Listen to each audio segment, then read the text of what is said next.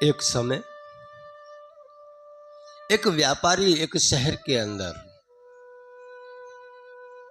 व्यापार करने के लिए गया है। संध्या हो गई है और जब संध्या हो गई तो एक धर्मशाला में जाके रुका। भाई सेठ तो सेठ है, वह तो एकदम ऊपर वीआईपी रूम में जाकर के रहा है।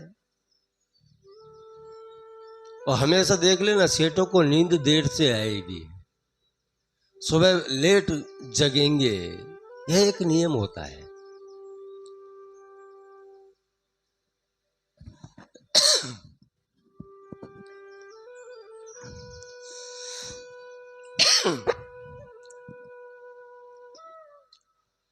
एक शहर के अंदर एक सेठ व्यापार करने के लिए गया है।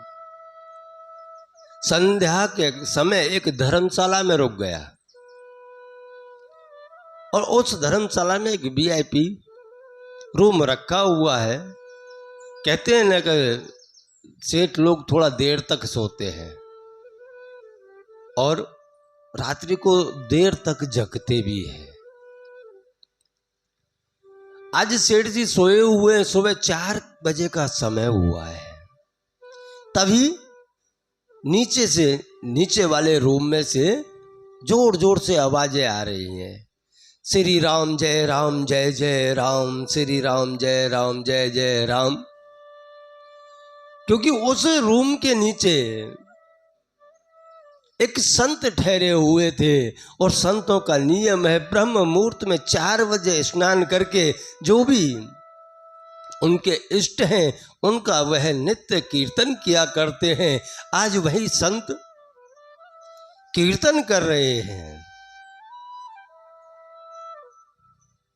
वही संत नीचे कीर्तन कर रहे हैं, राम राम राम राम राम राम राम राम। जब वो जोर जोर से राम का जाप चालू किए तभी उस व्यापारी की नींद खुल गई और उसने आके सुना कि ये कौन चिल्ला रहा है इतनी सुबह सुबह, हमें सोने भी नहीं दे रहा है।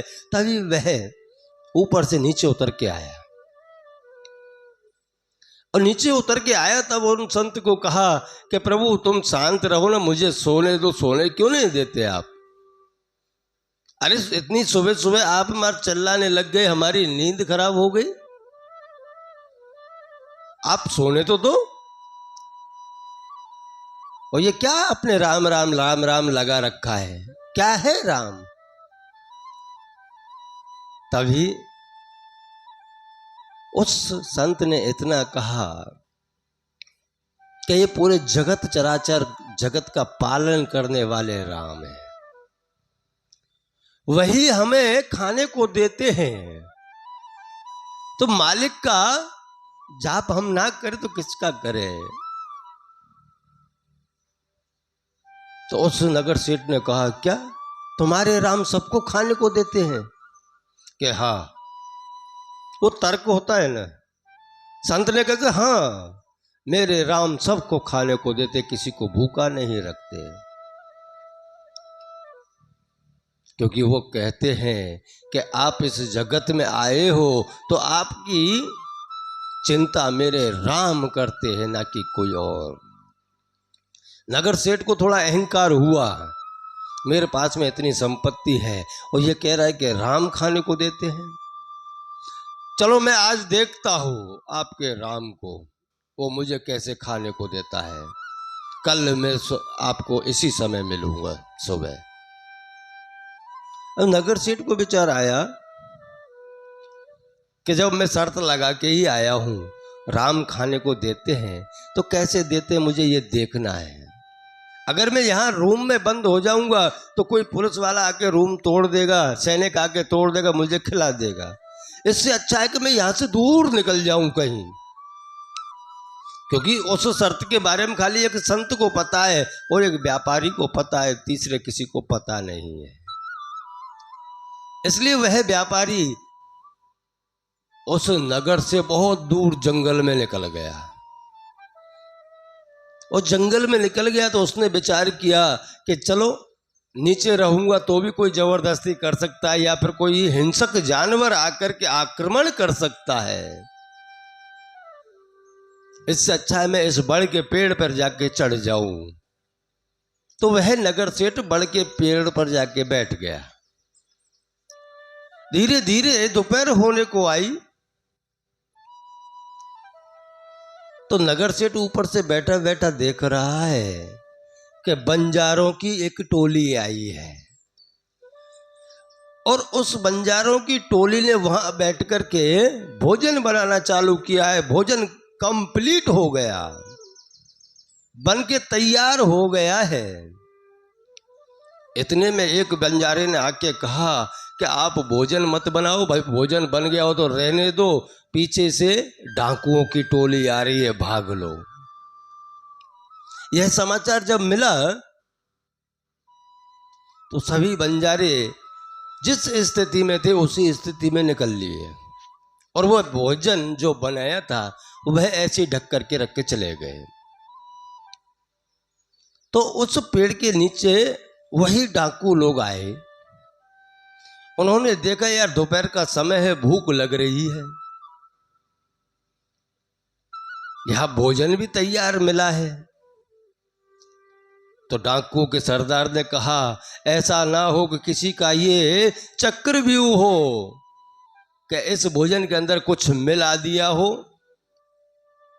और हमें मारने की एक प्लानिंग किया हो, इसलिए कोई भोजन खाना मत, चारों तरफ ढूंढो कि यह भोजन बनाया किसने। और जब बनाने वाले को ढूंढने लगे दूर दूर तक देखा है तो कोई मिला नहीं। एक डाकू की नजर पेड़ के ऊपर जो छुप करके बैठा हुआ व्यापारी था उसके ऊपर पड़ गई।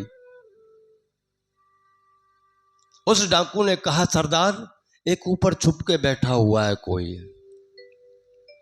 डाकू के सरदार ने कहा कि उतारो नीचे। नगर सेठ को नीचे उतारा और पूछा कि भोजन तूने बनाया? तो उस नगर सेठ ने कहा कि नहीं मैंने नहीं बनाया, थोड़ी देर पहले बंजारे आए थे उन्होंने भोजन बनाया, आपका नाम सुना इसलिए भग गए। लेकिन डाकू के सरदार को विश्वास नहीं हो रहा, उसको तो संदेह था। अब डाकू के सरदार ने बोला अगर ऐसी बात है तो तू खा के बता। नगर सेठ के मैं नहीं खा सकता, मेरा आज एक व्रत चल रहा है। तो संदेह थोड़ा ज्यादा हुआ।